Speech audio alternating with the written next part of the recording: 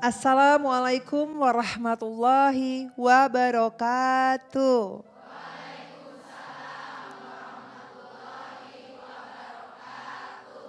Selamat datang dalam program Kajian Hati bersama Ustadz Hilman Fauzi dan saya Fayruz Arafik yang akan menemani para jamaah yang ada di Masjid As-Sofia Bogor dan pemirsa yang ada di rumah dengan tema yang pergi takkan kembali. Pastikan hati untuk tetap mensyukuri. Masya Allah, tabarakallah. Ustadz, temanya begitu sangat menarik. Pastinya semua sudah penasaran untuk mendengarkan penjelasan dari Ustadz. Silahkan Ustadz. Bismillahirrahmanirrahim. Assalamualaikum warahmatullahi wabarakatuh.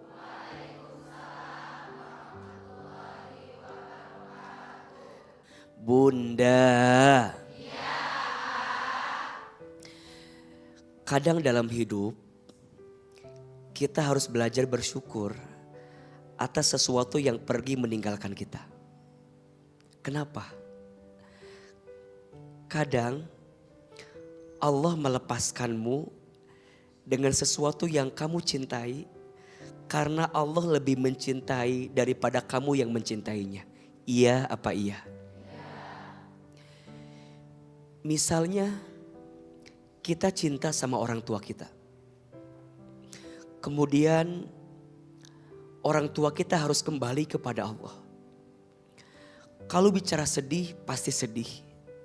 Tapi kadang kita lupa bahwa ketika Allah mengambil orang tua kita pun karena Allah cinta sama orang tua kita. Betul?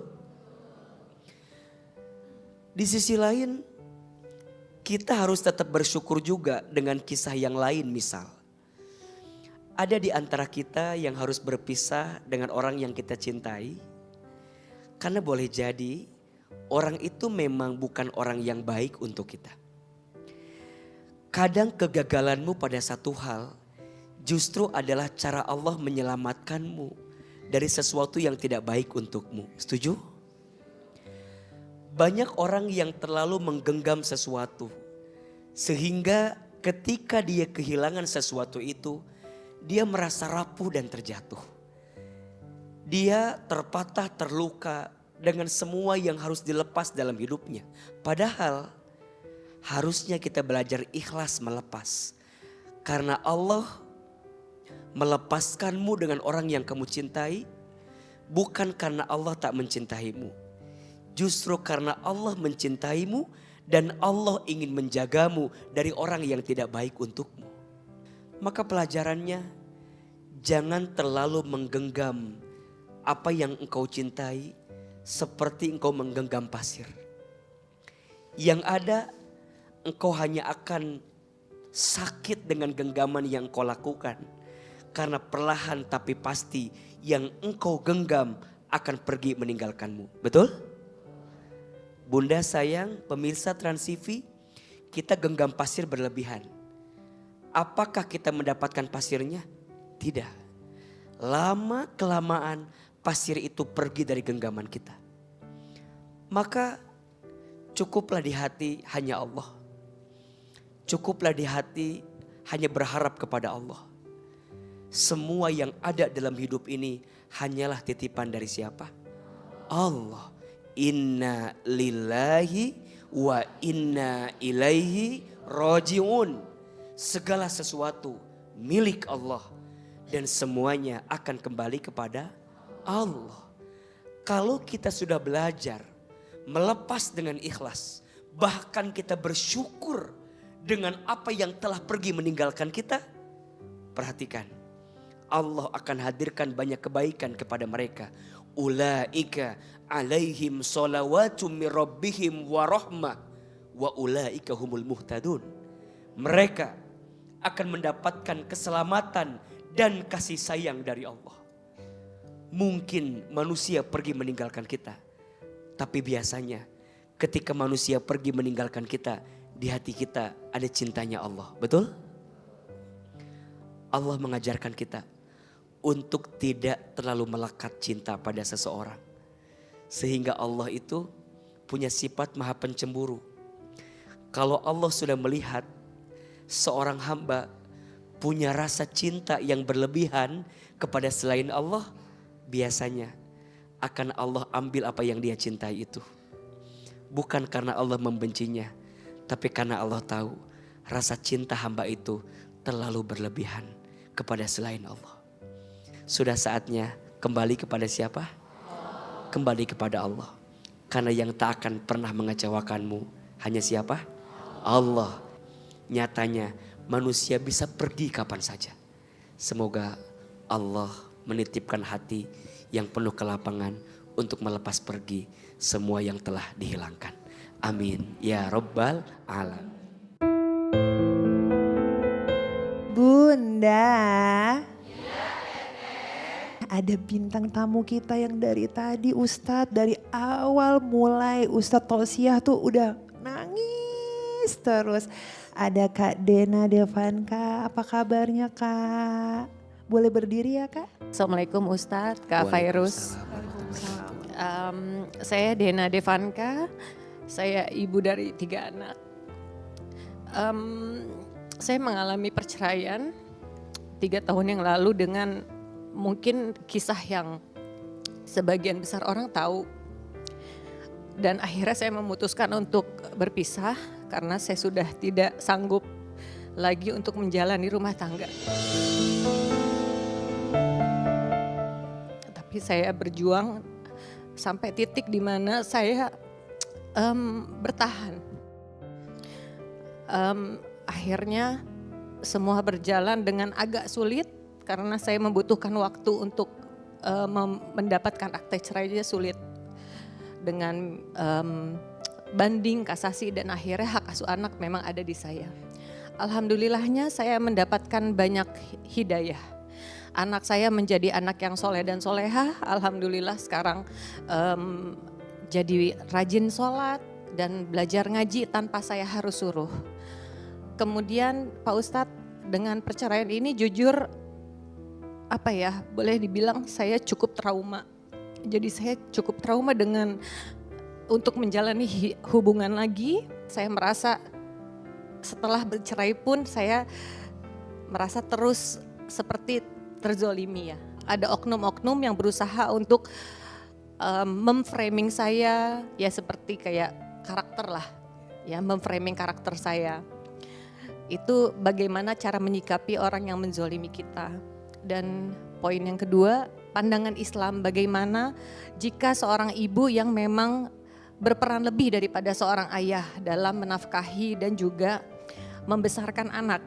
Apakah itu merupakan jihad dalam Islam? Karena setahu saya kalau mencukupi anak atau menafkahi anak itu bukan kewajiban seorang ibu. Seperti itu Pak Ustadz. Terima kasih. Izin Mbak Dena, sekarang anak-anak gimana kondisinya? Anak-anak alhamdulillah kondisinya ada bersama saya, ada eyangnya, kita punya support system yang sungguh luar biasa. Terus awalnya memang rutin ketemu dengan ayahnya. Tapi lama-lama sekarang dikarenakan ada sesuatu hal, misalnya ya kalau boleh saya sampaikan, anak sakit di rumah sakit, ayahnya tidak menengok, akhirnya anaknya kecewa. Akhirnya tidak mau bertemu. Nah terus saat yang baru saja terjadi itu anaknya memberikan pesan lah ke WhatsApp-nya anak-anak, hal-hal yang seperti sarkasme terhadap ibunya. Jadi anak saya kecewa akhirnya tidak mau bertemu. Mah kok papa nggak ada gitu ya. Terus kemudian saya bilang nggak apa-apa dong, jadi kalian punya 2 rumah, ada rumah mama dan juga ada rumah papa. Jadi baru saat itu ya, sementara sekarang anak saya sudah mulai paham karena sudah mulai dikenalkan oleh pasangan ayahnya. Jadi sudah mulai kayak udah lebih santai lah. Terkadang dari pihak yang sana itu sepertinya tidak memperdulikan mental health anak saya gitu. Karena saya bekerja Pak Ustadz dan saya ngerasa saya sudah berjuang untuk anak saya. Saya menyekolahkan anak saya. Ayahnya memang memberikan nafkah tapi memang tidak cukup ya. gitu. Dan saya sudah ibaratnya saya sebegininya loh menjadi ibu, tapi kenapa masih dituduh yang tidak-tidak, masih di manipulatif. Nah, saya sudah lelah Pak Ustadz. Terkadang saya setiap sholat saya memang berdoanya untuk tidak mau dipertemukan oleh yang bersangkutan. Alhamdulillah sih dijabah. Saya nggak mau ketemu dan selama 3 tahun nggak pernah ketemu oleh beliau. Tapi ya itu dia.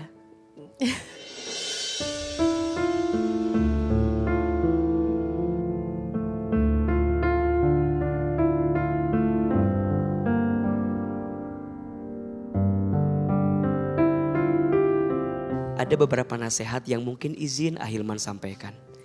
Yang pertama, yang gagal itu rumah tanggamu, bukan hidupmu.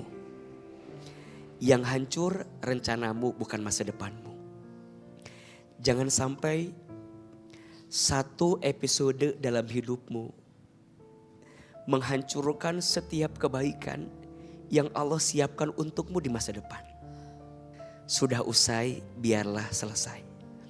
Maka sikap yang pertama adalah belajar ridho dulu. Belajar menerima bahwa tidak mungkin ini terjadi illa biiznillah, kecuali atas izin Allah. Allah yang mengizinkan kita bertemu dengan orang itu. Maka sebaiknya setelah perpisahan ini, mari sama-sama lembutkan hati. Dari pihak Mbak Dena juga belajar memaafkan, dari pihak sana juga belajar memaafkan, saling berjalan lagi dengan kebaikan masing-masing. Malah kalau bisa saling mendoakan, betul? Tinggal sekarang bagaimana kita punya amanah nih, anak. Ingat, mantan istri ada, mantan suami ada, tapi mantan anak tidak akan pernah ada. Seorang ayah masih punya tanggung jawab dan kewajiban untuk memberikan nafkah kepada anaknya. Karena bagaimanapun anak itu mengalir darahnya dari ayah. Bagaimanapun bin dan bintinya kembali kepada ayah. Maka termasuklah berdosa jika ada seseorang yang tidak bertanggung jawab terhadap apa yang harus ditanggungnya. Mungkin dalam fase ini kita harus berperan jadi dua sisi.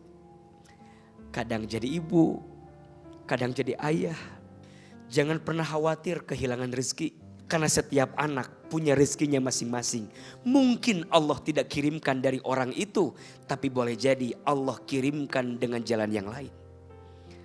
Tapi memang sebaiknya kalau bisa dimusyawarahkan, akan jauh bisa menghadirkan kebaikan. Mungkin orang tuanya harus berpisah. Tapi kasih sayang kepada anak jangan sampai berpisah. Mungkin Mbak Dena juga menjaga jarak. Kenapa? Karena menjaga jarak bukan berarti memutuskan silaturahmi. Tapi menjaga jarak justru menjaga hati. Agar tidak tersakiti yang kedua kali. Walaupun di atas sejadah mungkin kita menangis. Mungkin dalam bersujud kita menangis. Mungkin dalam setiap doa kita menangis. Tapi itu lebih baik. Karena tangisan yang tidak akan sia-sia adalah tangisan yang tumpah di hadapan Allah Subhanahu wa taala. Wa kafa billahi waliya wa kafa billahi nasira. Ingat, kalau ada orang yang menjatuhkan kita, jangan membalas. Biarlah Allah yang paling tahu seperti apa keadaan kita. Hasbunallah wa ni'mal wakil, ni'mal maula wa ni'man nasir. Bacakan doa ini setiap Kak Dena lagi ngerasa sakit, ngerasa rapuh dengan penilaian orang kepada kita. Bacakan doa yang tadi, semoga Allah nanti membuktikan seperti apa semesta ini mengantarkan kebaikan untuk kita. Insya Allah. Terima kasih Pak Ustadz. Saya dengan dia itu hubungannya hanya untuk anak. Jadi dia tidak ada lagi namanya hak secara agama dan juga secara negara terhadap saya gitu. Jadi itulah yang terus-terusan saya ingatkan ke pihak mediator. Kebetulan saya nggak bisa berkomunikasi dengan beliau. Saya sudah mengikhlaskan dengan nominal yang diberikan oleh beliau. Jadi saya sudah ibaratnya pasrah lah ya, mau ngasih berapa oke deh gitu loh. Asal kita baik-baik aja. Terkadang saya diam, tapi terkadang saya tidak mau terlibat dalam kehidupan pribadinya dia. Begitupun juga dengan itu yang saya harapkan dari dia. Tidak usah ikut campur dengan kehidupan pribadi saya. Cukup menggugah hati. Karena memang udah, aduh saya nggak mau nangis. Karena udah cukup lama saya mengagumi beliau, saya bisa bercerita. Akhirnya memang diberikan solusi kalau memang harus lebih ikhlas. Kenapa hak asuh anak ada di saya? Itu kan sebenarnya ada tujuannya gitu loh. Ya alhamdulillah, semoga bisa menjadi amanah yang luar biasa buat saya.